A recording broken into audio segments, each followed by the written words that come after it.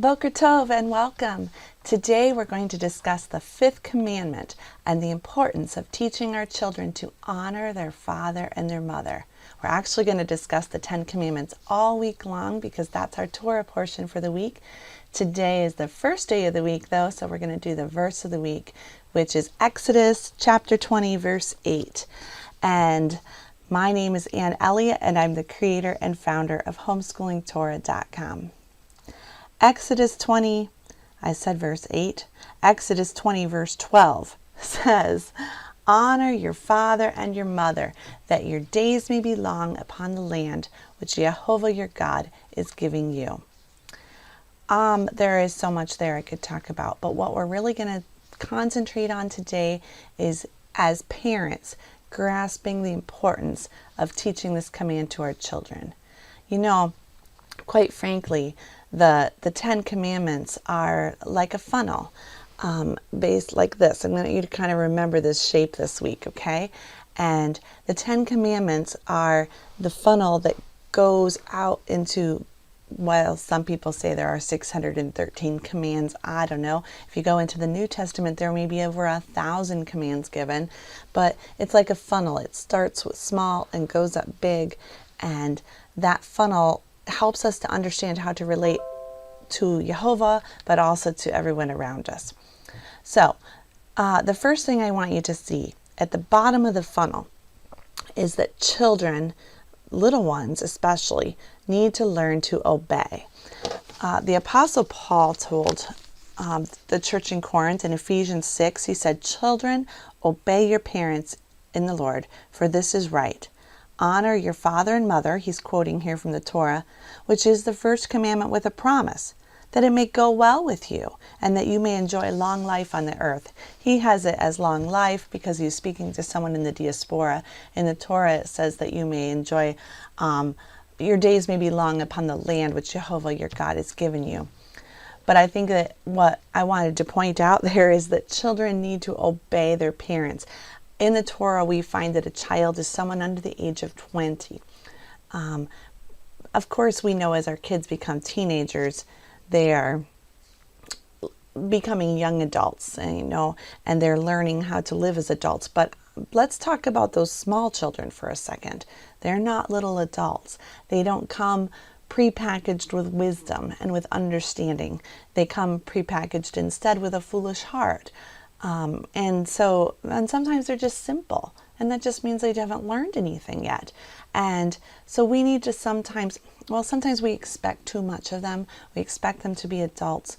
We expect them to have wisdom and to know how to react. But the Bible says quite the opposite. It says, children, you have a job, and that is to obey your parents. Parents, I want you to grasp something this week. Your number one, hands down, absolute most important job as a parent is to teach your child to obey. If you did nothing else, you would have succeeded as a parent, and your child will, I'm sure, succeed in the eyes of Jehovah. So, teaching them to obey, how do I define obedience? Well, in our house, obedience is to obey the first time I speak, happily and with a willing heart. So, let's get those again. So the first time I speak, not the second time. I don't have to repeat myself 3 times. I don't have to count to 5. I don't have to threaten to take away dinner or take away their favorite toy, put them in timeout. No, the first time I speak, they are to obey. But also, I want to emphasize that it's to be done happily and with a willing heart. Even if they have to fake it, if we have to say, put a smile on your face, and even if they don't feel like smiling, they have to smile and yes, mommy, and with a willing heart, meaning that they aren't grumbling, dragging their feet and shrugging, and you get the idea. So that's your job as a parent.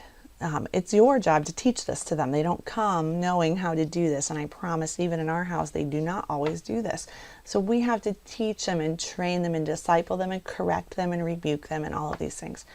Now, as they become teenagers, Paul goes on, he says, fathers, do not exasperate your children. Instead, bring them up in the training and instruction of Jehovah. So as they become teenagers, we step back from forcing them to do something with a good attitude to actually teaching them to learn to honor us, learn to think, learn to instruct them and train them, even if they don't agree with us. And surely no teenager agrees with his or her parents at all times, but we can step back and take more of a coaching role. But then even as adults, I'm an adult, I'm 40-some, and I have parents, and my husband has parents still. We're blessed to have all four of our parents. But we have to rise up. It says Leviticus 19:32, rise up in the presence of the aged, show respect to the elderly, revere your Elohim. I am Jehovah. So one of the ways that we show respect to Elohim, our Jehovah, is by rising up in the presence of the aged and showing respect to the elderly. Even if we disagree, even if they do not see things the way that I see them, even if we don't agree on the most basics, it is my job, it is my duty to show honor. So it doesn't matter from the time a very small infant all the way to the time that I myself am old. I must always show respect and honor to parents, to the elderly, to aged, to all those who are in authority over me. You know, if the Torah has 613 commands, and then 10 of them are given to us to explain specifically, that's the Torah really, of those 10. But Yeshua said that 2 commandments, love Jehovah your God, love your neighbors yourself.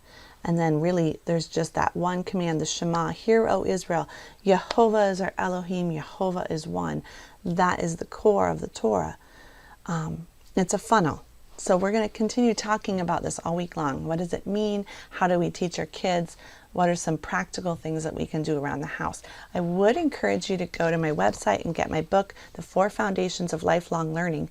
In chapter 4, there's a lot of good stuff that I will never have time to get over in a video. So you've got some links below the video. It's free for the members of homeschoolingtorah.com. All right, have a great day. We'll see you again tomorrow. We're going to talk more about the 10 Commandments.